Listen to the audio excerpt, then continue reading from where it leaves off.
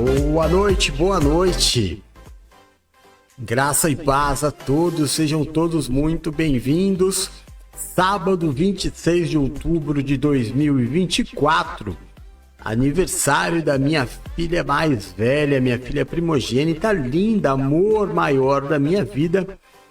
A Bruna hoje faz 19 anos. Que bênção! Pudemos passar a manhã juntos, almoçar juntos. Um presente de Deus, né? E agora já tá com as amigas, celebrando, festejando, sendo feliz, curtindo a vida como deve ser.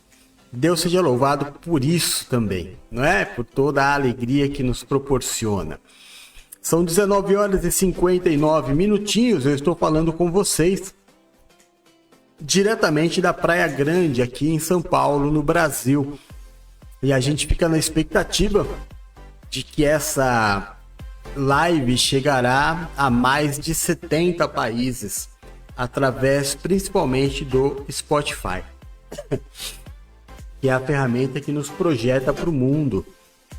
E a gente vem, já há alguns anos, estamos no segundo ano deste projeto do Grupo de Apoio a Pais e Familiares de Autistas Cristãos, Nascidos para Vencer. E graças a Deus estamos com um grande engajamento. A nossa página no Facebook ela é um grande sucesso. E quando eu digo sucesso, eu preciso explicar para você que é um sucesso no nosso objetivo. Porque qual é o meu objetivo e o objetivo deste grupo? Esse grupo que é formado por mim, pela Silvia, pela Elvira, pela Bruna, pelo Derek. O nosso objetivo é levar informação. Todo sábado às 8 horas, a gente se reúne para levar informação. Porque o que nós entendemos? Que o preconceito ele é baseado na falta de informação. As pessoas não têm ideia do que é o autismo. Como muitas coisas nos dias de hoje, as pessoas ouvem falar, e o fato de ouvir falar mas sabe aquela expressão, a primeira impressão é a que fica? E parece que também se dá a primeira informação. A primeira informação é a que fica. Se nós analisarmos bem, já era assim desde quando nós éramos crianças. Quando você tem irmãos, a vida fica mais fácil de ser explicada, né? Mas toda vez que tinha um problema entre irmãos, que é a coisa mais comum de se acontecer numa família, dois irmãos se aprontar um com o outro, um ia chorando para a mãe. Aquele que ia chorando para a mãe, que levava para ela a primeira informação, normalmente é o que tinha razão. A mãe já chegava com o chinelo na mão, não é verdade? Já chegava com o chinelo na mão, tirando satisfação com o outro. E o outro tinha que, no meio de uma pressão incrível, já com o chinelo sendo ameaçado e tudo, dar a sua explicação dos fatos. Então, até os dias de hoje, as coisas funcionam assim. Eu acho que o nosso cérebro funciona assim. A primeira informação que a gente recebe, ela tem uma grande tendência, se nós não nos aprofundarmos, de se tornar uma verdade. A primeira impressão só é a que fica se não houver outros encontros, para que essa impressão ela seja modificada, não é? Assim é a informação. Se eu ouço alguma coisa e não procuro me informar sobre o assunto, é claro que aquilo vai se tornar uma verdade para mim. E aí fica difícil qualquer tipo de diálogo, né? Porque onde não há informação, não há como haver troca de ideias, não há como ter discussão. E isso é um grande problema. Então, um grande motivo de nós termos preconceito em relação ao autismo está ligado à falta de informação. Então cá estamos nós, Grupo de Apoio a pais e familiares, aonde nós e também a sociedade. Não deixa de ser um grupo de apoio à sociedade, porque nós já tratamos de assuntos dos mais diversos possíveis. O tema de hoje é mitos. O que se diz sobre o autismo que não é verdade, né? O que se pensa, quais foram essas primeiras informações que se receberam e que se tornou uma verdade na boca popular, no dito popular, e que não é verdade na história do TEA ou na vida de alguém que tem o autismo. É isso que nós vamos falar hoje. Aliás, nós vamos comentar 3 vídeos que falam sobre este assunto, ok? Então esse é o nosso intuito de estar aqui, levar a informação. E aí eu conto com a tua ajuda, que você faça com que essa live chegue a mais pessoas. Quanto mais pessoas receberem a informação, melhor, porque a gente consegue o objetivo de alcançar muitas e muitas pessoas. Então me ajuda curtindo essa live. Nós não temos... Bom, vamos por etapa. Curte a live. Aperta aí o botãozinho curtir, já ajuda bastante. Segundo, se você for generoso, compartilhe esta live na sua página do Facebook. Só durante a live. Quando terminar a live, você vai lá e deleta. Mas durante esses 40 minutos, essa 1 hora no máximo que nós vamos passar falando sobre o TEA, que é extremamente importante, muitas pessoas que te seguem, que são seus amigos, que são seus admiradores, vão ter a oportunidade, vão ver uma tela colorida, um cenário agradável e às vezes para ver do que se trata e acaba se interessando pelo tema. Ótimo para nós. Mais uma pessoa que vai receber informações sobre o autismo, ok? Então, se você puder ser generoso e compartilhar esta live, muito obrigado. Você pode entrar em contato conosco quando você precisar de ajuda, tirar dúvida, informações, levando como em conta que nós não somos uma clínica, nós não temos um centro, né? Como é que eu vou te dizer assim? Um escritório. Não, todo o nosso trabalho ele é virtual. Tá? Na verdade, nós somos uma igreja e que nós fazemos esse trabalho com o TEA, sabendo dividir bem as coisas. Não vamos fazer das reuniões do TEA cultos ou sessões religiosas. Vamos falar sobre o assunto, tá? Mas nós somos, na verdade, um grupo cristão, uma igreja. E este é o nosso grande trabalho, levar o evangelho. Então, você que quer conversar conosco, não espere que a gente vá indicar para você remédios, que a gente vá contradizer o que o clínico disse, o que o terapeuta disse. Não, são áreas distintas.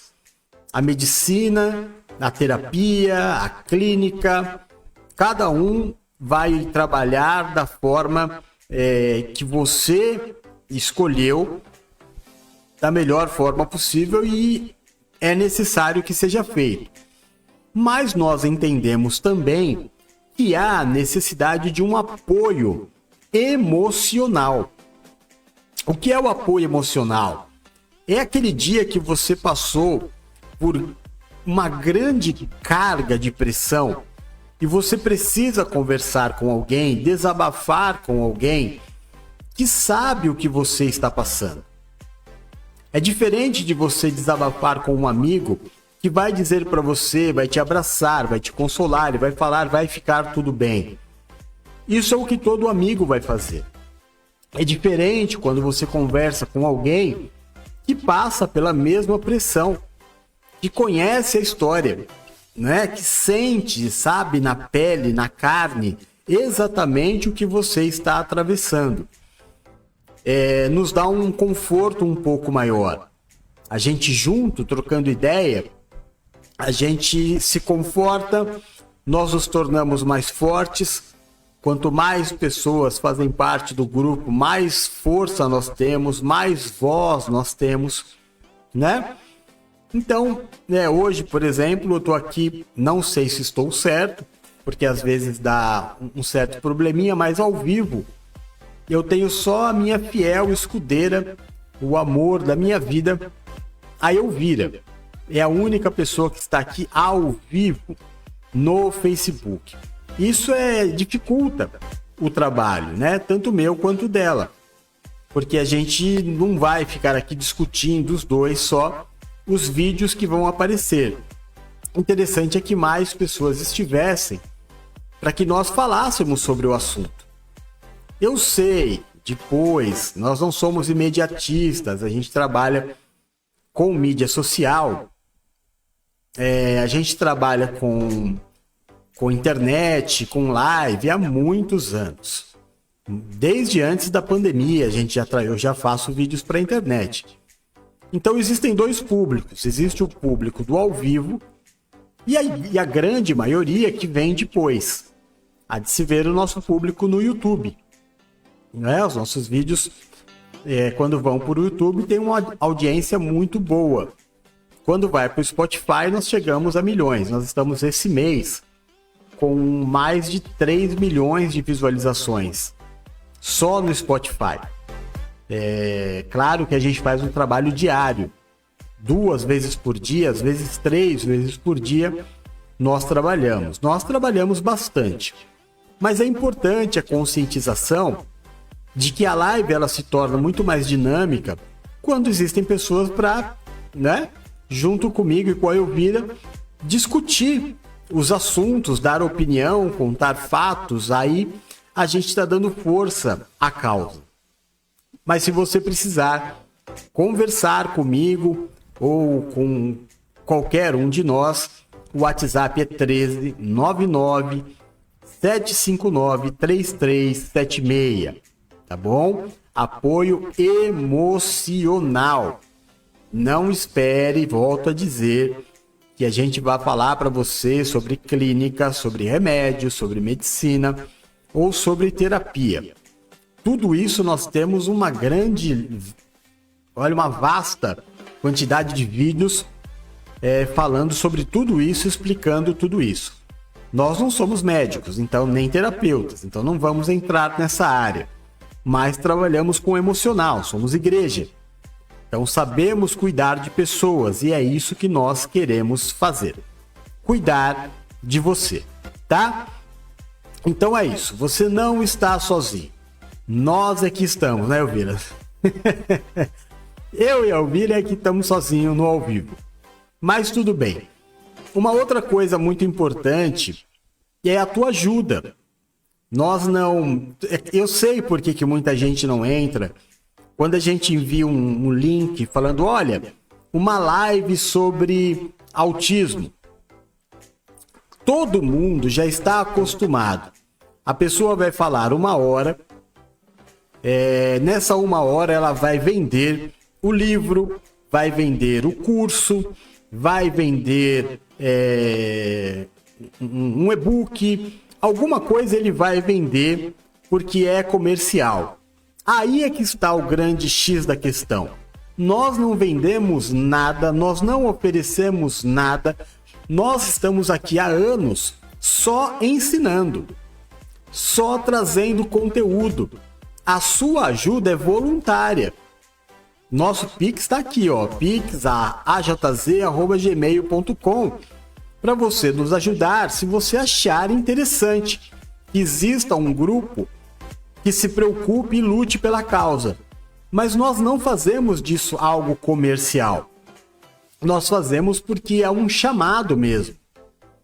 Entendeu? Então ninguém vai te vender nada, nenhum livro, nenhum e-book, nenhum curso, nem vai te cobrar pela live, nada.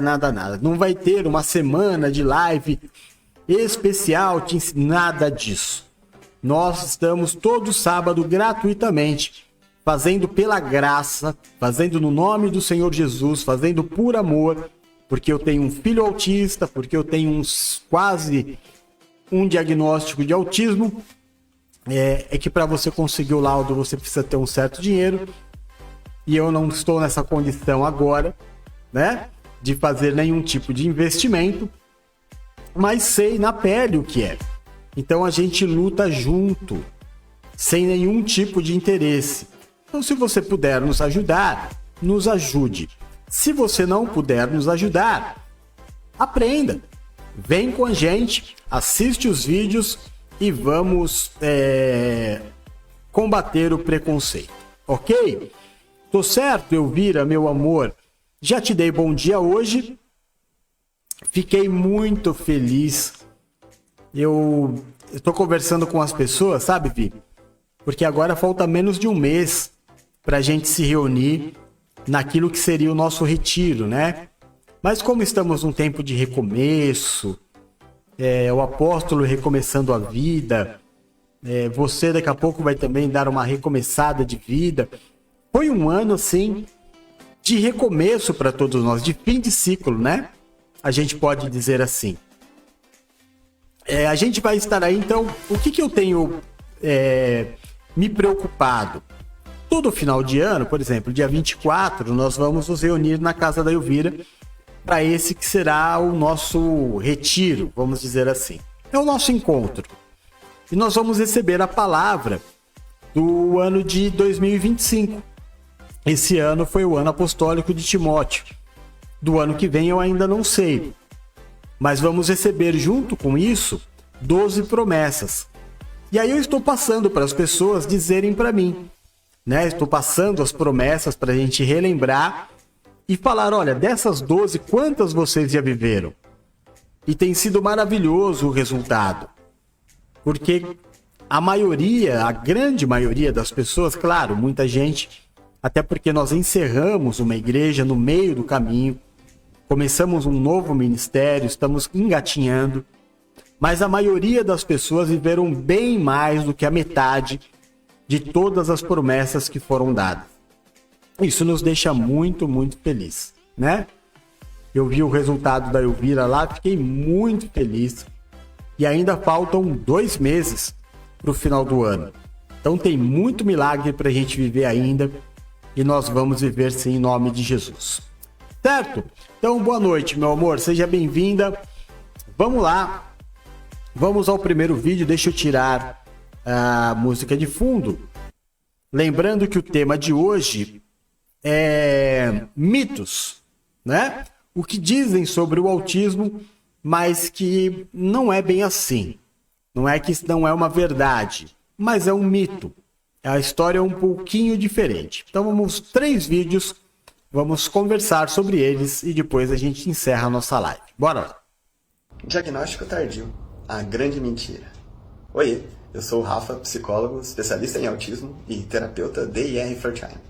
Quando um adulto descobre que é autista, a descoberta, num primeiro momento, geralmente soa como um alívio. Alguma coisa como... Caraca, então é por isso que eu sofro tanto para fazer as coisas? Por isso que eu nunca tive amigos? Há quem diga que descobrir o diagnóstico já velho não faz muita diferença. Porque a pessoa já passou ali a vida inteira sendo assim. Para que mudar agora? Mas aí tem um erro muito grande. Ela não passou a vida inteira sendo assim. Ela passou a vida inteira se forçando a ser assim. Tentando ser assim. E exatamente por conta disso, sofrendo horrores. Mas daí, passado esse primeiro momento de se compreender dentro do espectro, vem uma dúvida. Devo contar para os outros? Será que eu saio do armário? Para amigos? Para minha empresa? Quando se descobre que não é neurotípico, a pessoa também descobre que esteve emulando neurotipia por muito tempo. Masking. E que, portanto, as pessoas à sua volta acham que você é o personagem que você criou para interagir com elas. Nota, às vezes a própria pessoa nessa hora tem dificuldade de reconhecer o que é real e o que é fabricado. O problema disso é que para essas pessoas mais próximas fica aquela impressão como... Ah, então você esteve fingindo esse tempo todo? Nossa relação não passa de uma grande mentira? E daí até explicar que focinho de porco não é tomada, já rolou muito choro e ranger de dentes. É óbvio que não é mentira. Inclusive, a maior parte dos autistas até achavam que todo mundo fazia isso. Que interagir era difícil para geral e que as pessoas só escondem bem. Mas com o diagnóstico, tudo isso se inverte. E um movimento saudável é esse, de reavaliar. Dentre as coisas que eu faço diariamente, o que é mais e menos confortável? O que antes parecia obrigatório, porque você era neurotípico e precisava se comportar dessa forma, passa a ter a sua obrigatoriedade questionável. Quem vai assumir o volante nas situações sociais? Você ou o personagem que você criou? E olha que provavelmente várias coisas que você faz todos os dias são perfeitamente dispensáveis. Por exemplo, não precisa gastar energia olhando nos olhos. Simplesmente anuncie que você não vai olhar mais porque é desconfortável para você e pronto. Ah, mas o que vai mudar? Pergunte a uma atriz ou ator se no final de um grande espetáculo ele não está cansado. Mas cansado do quê? Se o personagem dele só fica sentado? Cansado de atuar. Fingir cansa. O alívio de ser quem se é indescritível. E você é quem for mais confortável para você ser. Tchau. Eu achei ótimo esse vídeo, achei sensacional. Mas eu não concordo com algumas coisas.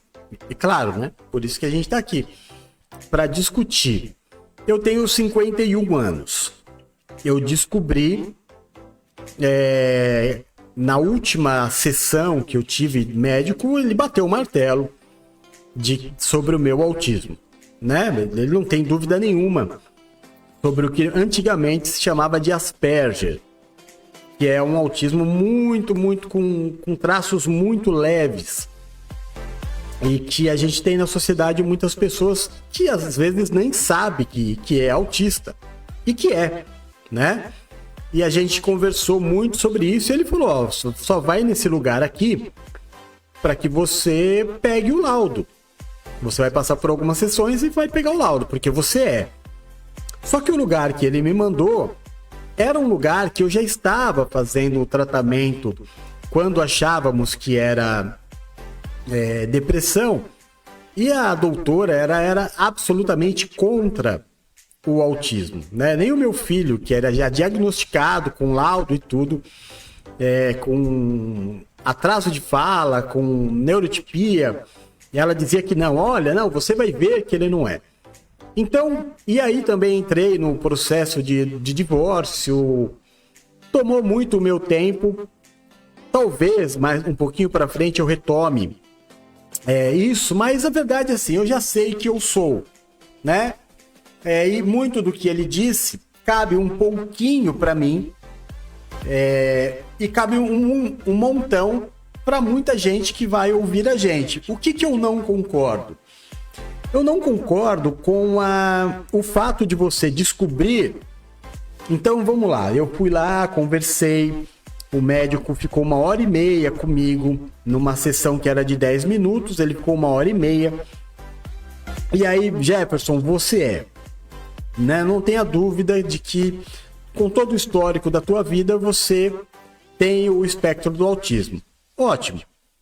Eu saio de lá pensando o quê? Olhando para trás, como ele disse. Olhando para minha vida, vendo tantas coisas que para mim realmente foi difícil, mas que eu fui aprendendo a, como ele mesmo disse, ele fez até assim, né, o mask, a maquiar, a modular, dar um molde, né? Me enquadrar à sociedade, ser aceito na sociedade, ou seja, o que o autismo me trazia, como por exemplo, agressividade, tom de voz, não conseguir olhar nos olhos, a dificuldade de conversar tete a tete, tudo isso foi um grande esforço, é mesmo. A gente se cansa? Cansa. Ele disse, atuar cansa? Claro que cansa. Mas eu não vou. Aí eu discordo dele. Quando ele diz agora, eu vou me desfazer dessa máscara. Agora eu não tenho mais obrigatoriedade de olhar no olho. Eu me tiro essa responsabilidade porque eu sei que agora eu sou autista Então eu vou te explicar, olha, eu sou autista, eu vou olhar para o lado. Não, eu já venci isso. Eu já venci isso. É igual um relacionamento, é um casamento. Os dois são bem diferentes, aí você vai se relacionando, vai se moldando os dois até que fiquem bem parecidas as ideias e você viva junto o resto da vida. E se lá na frente você falar assim, não, vou voltar a ser o que eu era, e se tornar muito diferente do seu cônjuge, vai haver uma separação, né? Vai haver um choque. Acontece muito isso na questão da religião. Quando o casal, né, ele já é casado, e no meio do caminho, o marido ou a esposa se converte. Isso aconteceu comigo. É claro que há uma mudança muito grande. Quem mudou precisa ter um entendimento. Não foi o meu marido que mudou, não foi a minha esposa que mudou, fui eu. Eu passei a frequentar um lugar, a minha ideia mudou, então eu preciso ser o quê? Maleável. Maleável, porque ele não tem culpa. Porque se eu quiser colocar toda essa diferença no nosso relacionamento, ele vai acabar. Então, se eu agora, depois que aprendi a controlar a minha voz, aprendi a não estourar, aprendi a conversar olhando nos olhos, por mais que canse, como ele disse, se eu porquê descobrir o meu diagnóstico, eu abrir mão de tudo isso, eu vou retroceder. Então não concordo nesta parte. Nessa parte, eu acho que você deve continuar lutando sim, para a evolução, porque o mundo não vai se adaptar a nós. Perde essa esperança. Né? E se nós já evoluímos a ponto de nos tornarmos bons comunicadores, de conseguir fazer parte de grupos, de sociedade, de ter uma conversa individual, não há por que retroceder, porque agora eu sei que eu não sou neurotípico. Aí, claro que você tem todo o direito, você que está me ouvindo, de discordar de mim. Mas, como eu disse, algumas coisas são realmente difíceis. Sexta-feira, eu tive que ter uma conversa tete a tete com a Silvia, né? E para mim já não é tão difícil como foi outrora. Eu já sei controlar a minha voz, eu já sei falar direitinho, eu já sei o momento certo, usar as palavras certas. E aí houve o contrário. Aconteceu um negócio muito interessante nessa conversa, que depois eu fui dormir e eu pensei, né? Porque a gente é de noite, a nossa reunião. Eu fui dormir e eu fiquei pensando, gente, olha só que coisa. Eu estava cobrando da Silvia algo que para mim era impossível. Porque durante a nossa conversa, em vários momentos, eu tinha que pedir para ela, filha, olha para mim, olha no meu olho. Então não é uma dificuldade só de quem é autista. E não se pode tirar a possibilidade de que a Silvia também seja uma Asperger. Não é? De que tenha alguns traços que dificultem o olhar no olho ou o lidar com pessoas. Eu estou dizendo que estou dando um exemplo, tá? Mas aí eu vi e falei, poxa, olha que interessante. Porque se ela não está olhando para mim, mais fácil para mim. Eu também não olho. Então fica um papo meio de doido, né? Os dois conversando, mas um olhando para lá, o outro olhando para cá. Mas não... Eu falava, filha, olha para mim, porque eu já entendi a importância de nós nos olhar nos olhos quando fala. E eu não quero retroceder e não vou retroceder em relação a isso.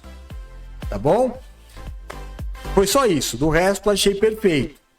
Todo o vídeo, tudo aquilo que foi dito. Então, ele tá falando ali sobre alguns mitos, né? O mito de que quando você recebe o diagnóstico, tudo fica maravilhoso. E nem sempre tudo fica maravilhoso. As pessoas são diferentes. Para algumas pessoas a casa cai. Para outras pessoas a casa se constrói. No meu caso, a casa construiu, porque eu olhei para trás e entendi uma série de coisas e pude avaliar o quanto eu evoluí até aqui. Né? Deixa eu ver. Eu não dei nem boa noite para Silvia. Tô aqui falando dela sem nem dar boa noite. Boa noite, filha querida. Te amo. seja bem-vinda. A Elvira falou assim: difícil situação, contar ou não contar. Depende dos seus contatos da sociedade, porque a maioria das pessoas ainda são preconceituosas ou não entendem. Mais um detalhe importantíssimo: é uma decisão pessoal, né?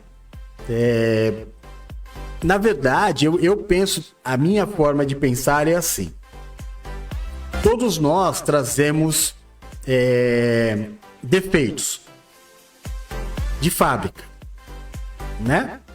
Tem gente que não consegue parar de mentir, tem gente que é agressivo, tem gente que é explosivo, tem gente que tem o TEA.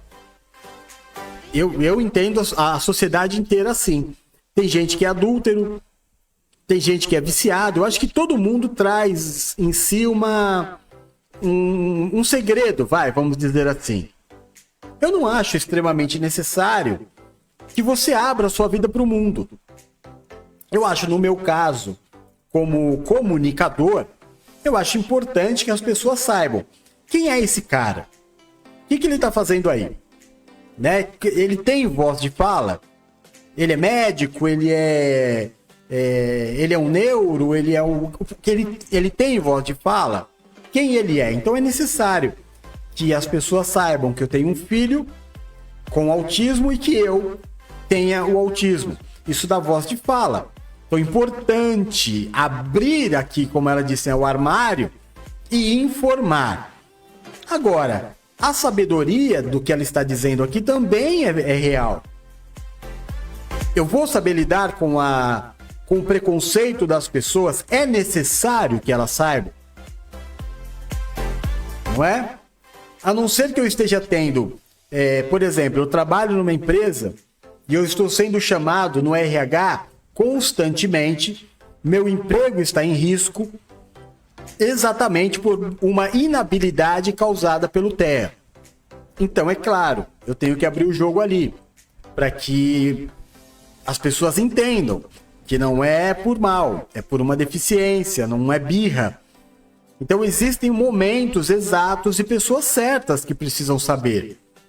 Eu não acho que deva ser aberto para o mundo. Vou levantar uma bandeira e sair na rua militando, eu sou o portador do TEA. Não, acho que não. Opinião, cada um tem a sua.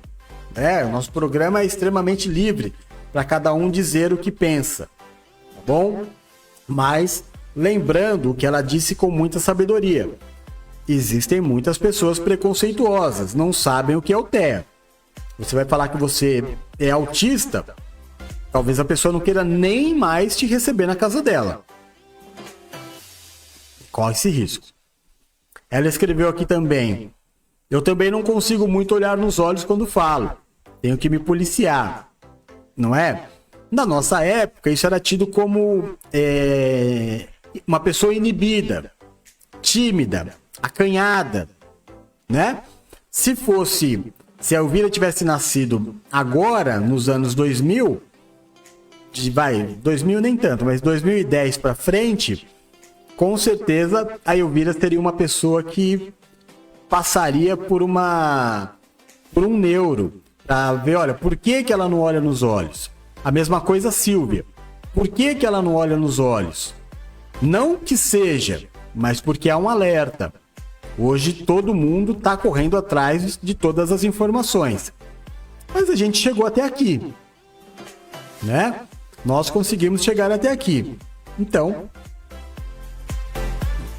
pode-se dizer que, com dificuldade ou não, a gente venceu por chegar até aqui, certo?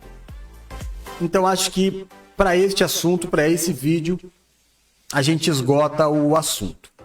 Se você que está assistindo posteriormente, se você quiser colocar a sua pergunta ou seu comentário, é muito bem-vindo, tá bom? Vamos para o segundo vídeo, eu vou apagar esse. E vamos ver o que nos traz de informação o segundo vídeo. Esse vídeo aqui tem uma pretensão extremamente ambiciosa e eu não sei se vai dar certo. Tentar desmistificar ao mesmo tempo a imagem que as pessoas têm do autismo e a imagem que as pessoas têm das altas habilidades.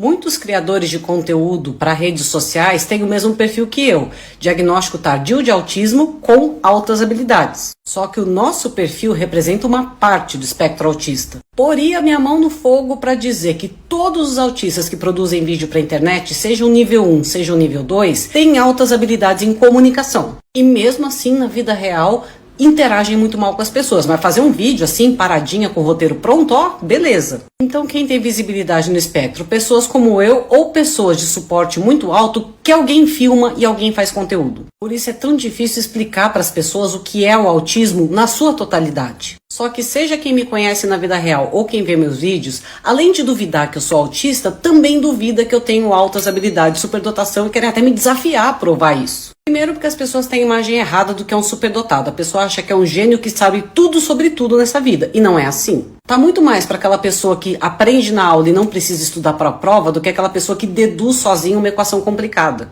Segundo que quando a superdotação vem no mesmo cérebro que a autista, um compensa o outro, mas um anula o outro. Boa parte das minhas altas habilidades eu uso para parecer normal. Eu consigo fazer um esforço físico e mental que eu posso dizer que a maioria das pessoas não conseguiria. Por exemplo, como eu não consigo fazer leitura de expressão facial e nem de tom de voz, para pegar uma ironia eu preciso usar muito da minha memória, que é excepcionalmente boa. Então eu vejo o que a pessoa falou e contrasto com tudo que eu sei a respeito dela e falar, ah, isso foi uma ironia. Eu faço isso em qualquer conversa que eu tenha com qualquer pessoa que eu conheça. E há outras questões da superdotação que o autismo atrapalha também. Por exemplo, os interesses super restritos em coisas muito específicas que não têm aplicação prática. Quando eu estou em hiperfoco, eu aprofundo muito no conhecimento das coisas. Só que eu não uso isso para nada. Uma pessoa com altas habilidades sem o autismo vai arrumar um jeito de transformar isso em alguma coisa útil para si ou para a sociedade. O segundo ponto é que mesmo que eu tenha uma ideia muito legal de alguma aplicação prática, eu não sou boa em comunicar esse tipo de coisa para as pessoas. Como todas as coisas boas na vida, a gente precisa de mais de uma pessoa para fazer, acaba não saindo do papel um monte de ideias que seriam legais, porque o autismo não me permite comunicar da maneira adequada. Então um autista, seja nível 1 ou 2, que também tem altas habilidades de superdotação, não vai parecer autista, nem vai parecer superdotado. É isso aí. Uma coisa acaba compensando a outra. Mas aí eu vou discordar. Porque eu tô aqui para discordar também. Eu não acho que anule, não. Eu não acho que anula. Eu acho que compensa. Eu acho que a primeira colocação dela foi a mais correta. O que eu tenho na minha cabeça é assim. Eu tenho visto muito pouco hoje em dia. Quando eu era criança, tinha muitas crianças que usavam as botinhas ortopédicas. Hoje em dia é tão raro, eu não sei se não tem mais, ou se tem outro tipo de tratamento, mas a botinha ortopédica ela era muito usada por muitas crianças. Na escola tinha muito aquelas botinhas pretas, né?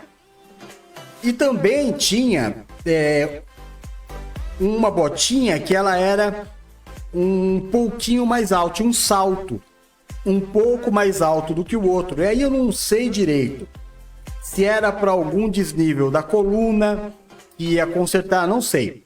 Não sou fisiologista. Mas eu lembro que tinha. Ou se tinha uma perna maior do que eu sei que compensava. O salto mais alto, né, compensava o fato de uma perna ser menor do que a outra e aí ela andava normalmente. Eu acho que isso é feito até hoje, né? Quando você tem um membro inferior maior do que o outro, eu acho que existe mesmo um sapato que tenha um solado maior para que nivele e a pessoa ande normalmente. Então essa é a compensação. Então, se a pessoa é muito inteligente e ela tem o TEA, ela vai ter uma facilidade muito maior em maquiar as dificuldades de comunicação social do dia a dia. Difere muito de caso para caso. Então, o caso dela é muito diferente do meu. Porque eu sou capaz... eu tive uma escola, né? Já falei para vocês isso. Trabalhei com educação toda a minha vida. Toda. Minha primeira profissão foi ser professor e sou professor até hoje. E dou aula de tudo. qualquer assunto que você der para mim, eu vou dar aula, eu vou estudar e vou dar. Não tem problema. E qualquer assunto que você quiser conversar comigo, eu tenho capacidade de conversar sobre qualquer assunto, desde que seja programado anteriormente. Então, por exemplo, se a Elvira disser para mim assim, Jefferson, daqui 1 hora nós vamos fazer uma reunião para falar sobre nanotecnologia. Ótimo. Eu vou entrar na sala de bate-papo e vou falar muito sobre esse assunto, porque eu trouxe a minha memória. Acabou aquilo. Se nós nos encontrarmos na rua e você me perguntar alguma coisa sobre nanotecnologia, pode ser que eu me embanane todo e eu não consiga te falar nada, porque eu não me preparei antes. Psicologicamente. Você não vai entender, né? Mas é a tal da compensação. Todo mundo acha que os autistas são todos gênios. Não são. Uma pequena parcela deles tem uma grande inteligência, mas essa grande inteligência acaba sendo usada para compensar a deficiência. Outros, aí você vai pegar exceções, né? Einstein, Benjamin Franklin, tem um monte de gênio que foi autista, mas não é o fato da pessoa nascer autista que ela é um gênio, ou que ela é superdotada, ou que ela é extremamente inteligente. Se ela for extremamente inteligente, vai haver essa compensação. Joia. Se ela não for, vai dar uma dificuldade maior. Nível 2, nível 3 de acompanhamento. Tá? Então, no caso dela, você vê que ela diz que no tete-a-tete ela ainda tem dificuldade. Na tela ela se expressa bem, tendo um texto lido, tendo um texto decorado, estudou, ela se desenrola. Eu até por trabalhar a vida inteira dando aula, isso tudo foi muito maquiado em mim. Então eu já tiro meio que de letra. Tive muita dificuldade no tete-a-tete, mas hoje também não tenho mais, né? Hoje lido com as pessoas normalmente. Se eu tiver que conversar sério, eu vou conversar sério. A maior parte do tempo eu vou estar brincando, porque é o meu perfil. Mas quando eu tenho que falar sério, eu falo sério.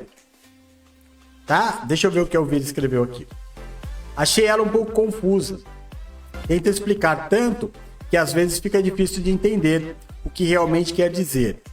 Ou sou eu que não consegui entender o contexto da explicação.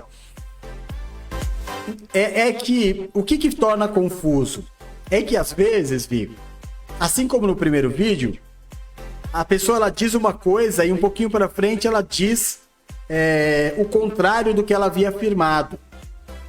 E aí entra um pouco em choque, a nossa cabeça entra em parafuso, né? Como eu já tinha assistido esse vídeo algumas vezes e o outro também, os vídeos de hoje não são novidade para mim, eles já são vídeos mais antigos. Então eu entendi o que ela quis dizer, mas tem mesmo partes em que ela diz uma coisa e um pouco para frente ela diz não sobre o mesmo assunto, mas ela dá a entender que anula o que foi dito antes. Você tem razão no que você está dizendo, sim, tá? É isso. Vamos pro terceiro e último vídeo da noite. Deixa eu apagar. Tira a música de fundo. Fecha o meu microfone. As 3 maiores mentiras que te contam sobre o autismo. Número 1. Vacina provoca autismo. Esse boato existe até hoje e vem de 1998, quando um médico inglês foi pago para forjar um estudo provando que a vacina causava autismo. Mas graças a um jornalista que investigou tudo, esse médico foi desmascarado, condenado e até perdeu seu diploma. Número 2. Eles vivem no mundinho deles, né? Arthur, vem ajudar o pai a lavar a louça, filho. Arthur, vamos fazer seu dever de casa, filho. Na verdade, não. Eles ouvem tudo, mas eles escolhem só o que interessa a eles. Número 3. Eles são superdotados, né? Esse é outro mito. Estudos já revelaram que menos de 5% dos autistas têm superdotação. E, pelo contrário, até 40% dos autistas podem ter deficiência intelectual. Informação é tudo. Ajuda a gente a compartilhar. E se curtiu, segue a gente para mais. A gente ajuda a compartilhar sim. O material desse pai é fantástico. A matéria que ele traz com o filho dele sempre é maravilhosa. E ele explica com bastante clareza. Porque ele explica mostrando na prática, né? E é exatamente isso. Você chama a criança, ela não olha, ela tá lá com o brinquedinho dela. E não é que ela tá, como se dizia antigamente, ela tá presa no mundo dela. Não, ela simplesmente não tá afim do teu assunto. Agora, se for o saco de salgadinho, você viu, né? Imediatamente, opa, isso me interessa. Acontece quando a gente tinha dúvida se o Rodolfo tinha problema de audição ou não. Ele ficava sentadinho e a gente chamava, Rodolfo, nenê. Nada dele olhar pra gente. Aí lá no quarto a gente colocava o desenho do Mickey, que ele é apaixonado pelo Mickey. Aí ele levantava e saía correndo. Entende? Então é isso. A gente tem que entender que a dificuldade do autismo é o social. É o se relacionar com as pessoas. Não é egoísmo, é uma deficiência, né? Mas o meu assunto, o que eu estou fazendo aqui agora, o meu hiperfoco é mais importante do que qualquer outra coisa. A não ser que apareça alguma coisa que para mim, né, pro autista é mais importante do que aquilo que eu estou trabalhando no hiperfoco agora.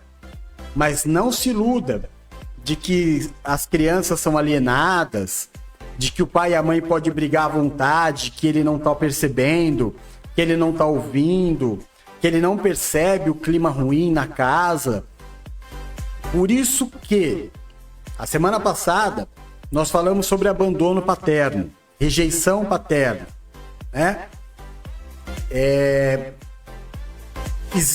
Infelizmente, existem casais que ou casou errado, né? Ou casou errado, ou no meio do caminho aconteceu alguma disfunção. Até porque hoje também está muito fácil se divorciar. A sociedade ela não tem uma política de incentivo à família, né? Então está muito fácil se desvincular. Então, às vezes, se você vive numa casa em que tem muita briga, muita gritaria, muita confusão, é mais saudável para a criança que o pai e a mãe vivam em casas separadas, porém presentes na vida do filho, do que viver na mesma casa e fazer o filho viver um inferno. Acho que isso é um consenso, não é? Então, claro que deveria haver uma maturidade. Somos família, temos uma criança, vamos nos adaptar. Mas hoje em dia essa política não existe. Aquele que se decepcionou com o relacionamento, que se magoou, que quis acabar, acabou, não tem jeito. Não tem o que fazer, vai haver a separação. A criança não tem culpa disso. Então não é motivo de abandono. Não é porque o pai e a mãe se separaram que a criança vai ficar longe do pai ou longe da mãe. De jeito nenhum. Pode haver essa separação de corpos, sim. Cada um seguir a sua vida, sim. Claro, aí a gente não vai entrar aqui em todas as dificuldades que uma criança de pai separado tem. Isso a psicologia está aí para resolver. Quanto mais numa criança deficiente. Volto a dizer, responsabilidade dos pais em decidirem isso. Decidam. A gente não está aqui para falar sobre relacionamento, sim sobre o TEA. mas a criança percebe sim, senhor. Evolui ou regride muitas vezes por causa do clima da casa, né? Eu sempre disse, desde a primeira live, mais do que a medicina, mais do que a terapia, o que faz a criança evoluir é a casa. É a presença do pai, da mãe e da criança. Isso faz ela evoluir. A quebra desse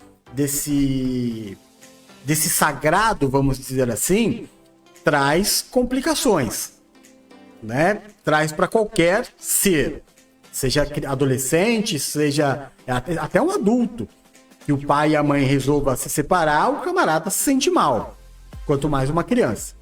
Mas voltando ao caso do autista, por você achar que ele está falando e ele não está olhando para vocês discutindo, que ele não está percebendo, que ele não está sentindo e que dentro dele não está tendo uma série de hormônios explodindo ali de emoções, né? Talvez o coraçãozinho até disparado. Então, tem que ter essa consciência o pai e a mãe. Aliás, não pode brigar na frente de criança nenhuma, mas dos autistas principalmente, porque você viu aí nesse exemplo, percebem tudo sim, senhor. Não são gênios, a verdade é que 40%, né, um número que ele trouxe, das pessoas diagnosticadas com autismo não é que são, tem a tendência de ter uma deficiência intelectual, dificuldade de aprendizado, ser mais lento no aprendizado. Vou falar mais uma vez, não é que 40% dos autistas, de pessoas com autismo, têm deficiência intelectual. 40% podem ter essa deficiência intelectual. Ok? Deu para entender? E é tudo isso que ele fala. E o vídeo dele é maravilhoso, explica tudo muito bem explicado, quebra muitos mitos, né? Genialidade. A gente falou sobre isso já no vídeo passado. A Elvira colocou aqui, achei ótimo esse vídeo, maravilhoso. Realmente só ouve o que interessa. Mas acho que todas as crianças também só olham quando interessa. E não só o autista. Eles entendem tudo, só disfarçam. Exatamente isso. Percebem tudo o que está acontecendo. E os autistas, por terem uma hipersensibilidade, eles percebem ainda mais. Sentem ainda mais. Captam no ar quando o clima não está bom, né? Então, muito importante que o pai e a mãe se acertem. Seja para a convivência diária, ou seja para a separação. Mas que a separação não seja a rejeição. Não é? O fato de haver uma separação, alguém ter decidido em se separar, sempre tem aquele que quer e aquele que não quer. E o que quer sempre vai vencer, porque ninguém é obrigado a ficar casado, segundo a nossa lei, se não quiser ficar. Então, quer separar, vai separar. Mas a criança, ela não pode sofrer por causa disso. Não é? Então, não pode ter assim... Eu estava conversando... Quando foi? Eu não sei. Eu não me lembro o dia, mas foi essa semana. Com um pai que tem um filho típico, normal, mas que a mulher, pra espizinhar ele... Espizinhar é cutucar, ferir, não deixa ele ver o filho. Então ele disse pra mim assim, olha, fazem 3 meses que eu não consigo ver o meu filho. Aí eu minto. Foi hoje no Uber, né? Eu tava conversando com ele e eles separado, tem um filhinho de 2 anos. Separou, eu falei, rapaz, mas 2 anos, quantos anos ficaram juntos? 3. Tem uma filha de 2 anos e separou, ele falou, não estava dando certo, muita briga, melhor separar. Bom, tudo bem. Aí ele falou, o grande problema é que fazem 3 meses que eu não posso ver a minha filha, porque ela não deixa. Aí eu falei, mas olha, você tem que... vocês eram casados? Casados? Não. Já começa um problema. Por que começa um problema? Porque quando eu não sou casado, isso aconteceu aqui bem próximo de mim e da Silvia. Que a pessoa, quando ela se junta, é um casamento. Claro que é um casamento. Mas não há um amparo da lei, né? Então, houveram muitas adaptações para facilitar. Não quer casar? Tem a união estável, que é para provar que você tá junto, bibibi, bobobó, bibibi. Do mesmo jeito que não houve interesse em se fazer uma documentação de casamento, para que no momento de separação haja a divisão, ninguém saia perdendo, as coisas sejam divididas. O casamento é um contrato, né? Mas não, eu não quis fazer, resolvi juntar. Então juntou, foi no verbal. A separação vai ser verbal. Aí como é que fica? É a mãe ligando pro ex-marido, que não era marido, né? Era namorido, cobrando pensão. Aí ela liga e fala assim, escuta, você precisa depositar a pensão. Qual pensão? Não tem pensão. Não foi determinado. Então, a necessidade é a mesma coisa na condição de ver o filho. Tem que ter uma tomada de postura, e aí, se começar o relacionamento, o casamento, não foi tão importante a ponto de você fazer as coisas de forma legal, da forma convencional, casar no papel e no cartório, fazer o contrato, deixar tudo bem claro. Se você não fez na entrada, tem que fazer na saída. Principalmente você que é mãe. No caso dele, pai. A mãe, para que seja abraçada na questão do financeiro. O pai precisa ajudar o filho, a mãe na criação do filho financeiramente. É a tal da pensão. E o pai conseguir o direito de ver o filho em datas específicas ou, como na maioria hoje em dia, os divórcios, eles são feitos na maioria dos casos hoje com a guarda compartilhada, ou seja, não há um dia específico.